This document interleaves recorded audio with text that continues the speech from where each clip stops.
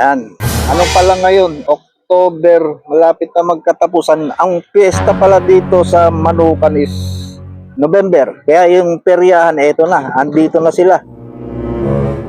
O, dito yung pinesto ng munisipyo.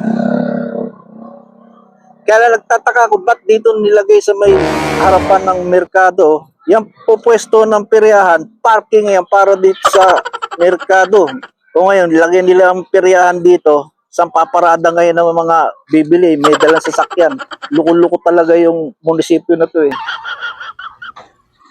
Additional income kasi ng munisipyo yan.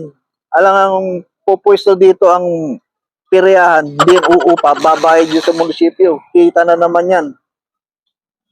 Last year kasi may bakanting lote na punesto nila, banda rito. Last year, dito nakapwesto ang peryahan. Ayun o. Diyan, banda sa pader na yan.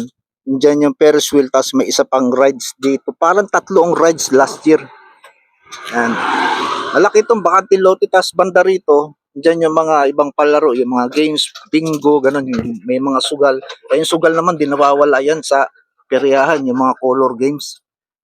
Dito nila konti lang yan eh. Ang peryahan kasi marami yan. Maraming palaro yan. May mga konting sugal.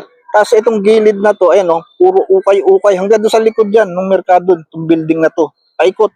Puro ukay-ukay yan. Ito pa isa, puro sapatos.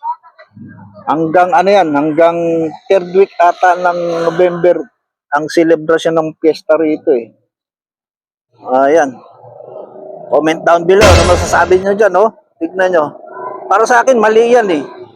Parking ng merkado yan. Lalagyan mo ng pwesto ng peryahan. Di wala nang paparadahan ngayon ng mga pupunta dito sa palengke. Luko talaga itong munisipyo na to.